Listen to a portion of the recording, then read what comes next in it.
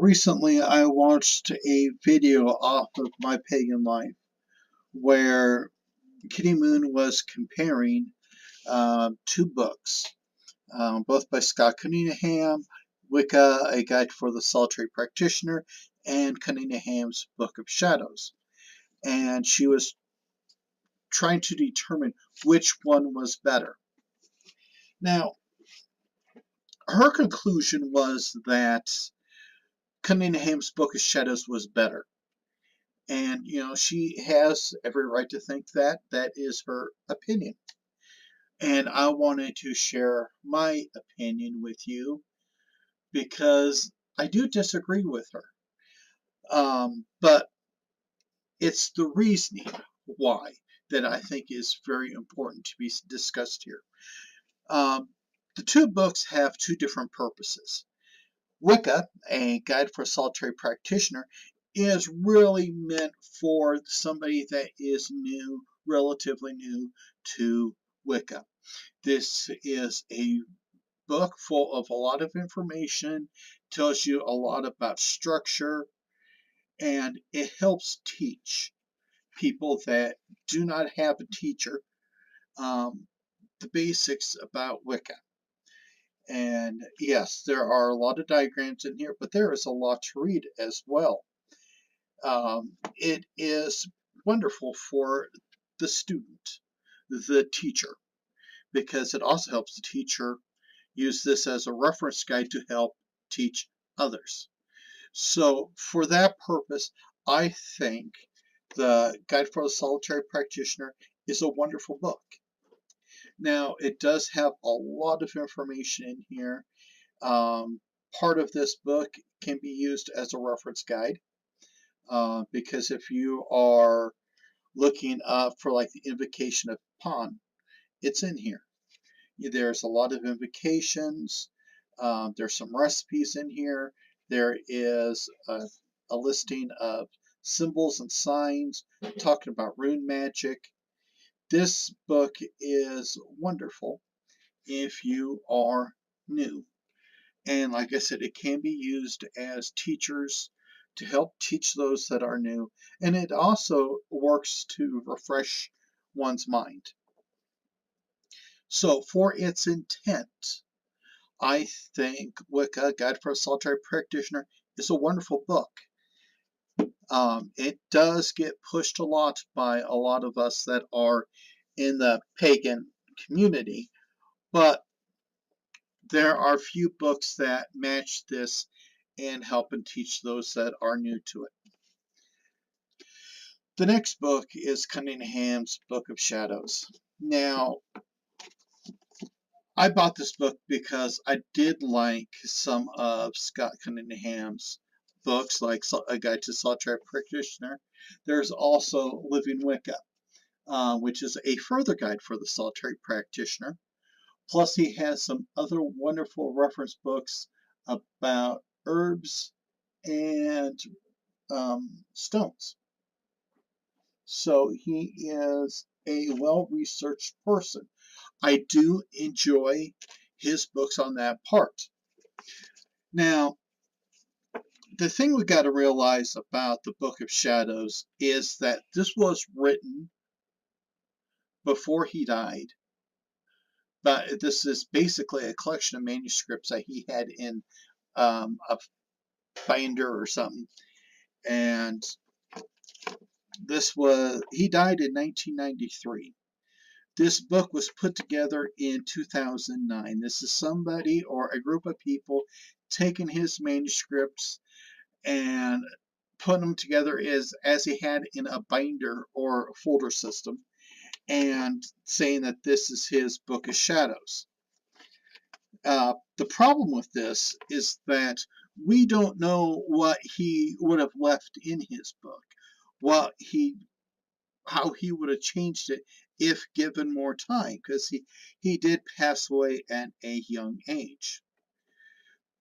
But this book is mislabeled in one sense. Now, I'm a little bit old-fashioned on this, and I was taught, and I agree with the concept that A Book of Shadows is talking about your tradition.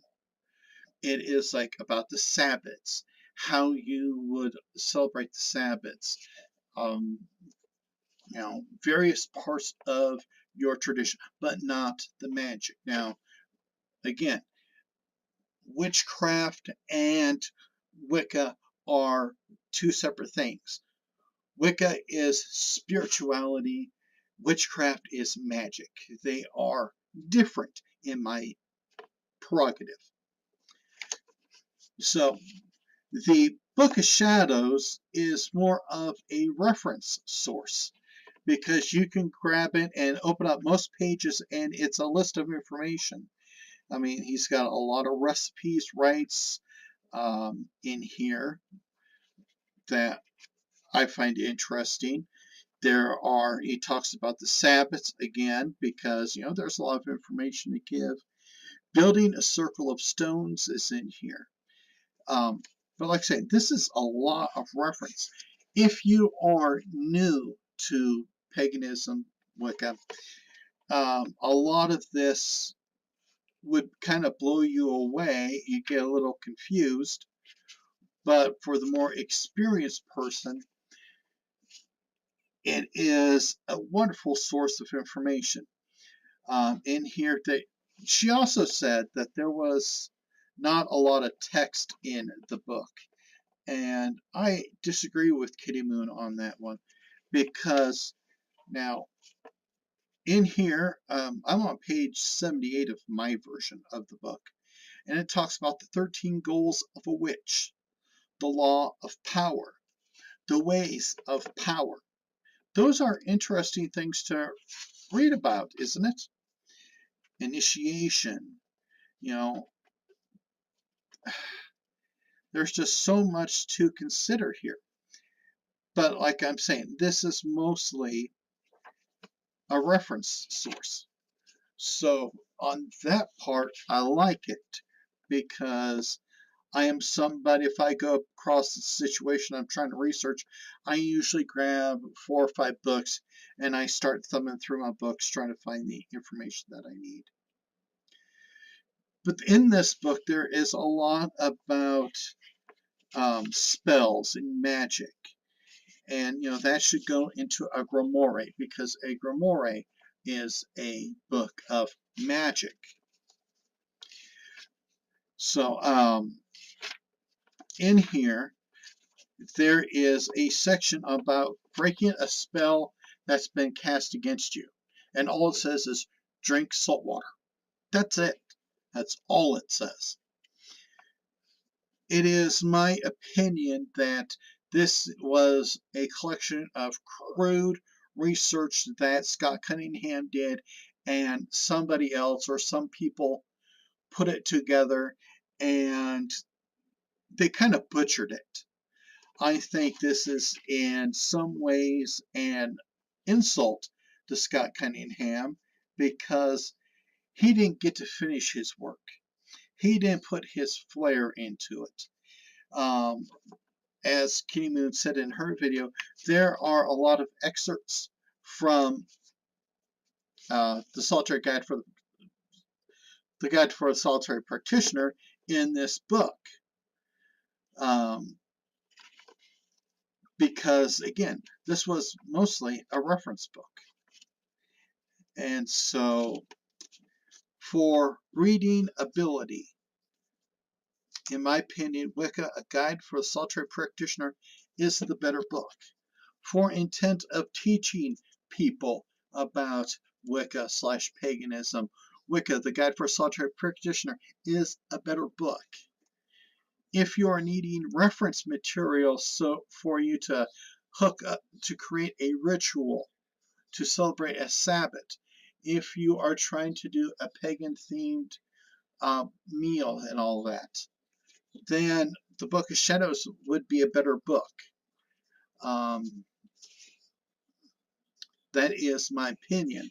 So I would love to hear what you think about these two books. Again, these are just my opinions.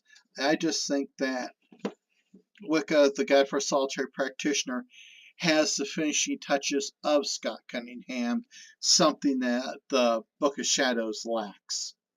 So everybody, thank you. Take care. Be at peace.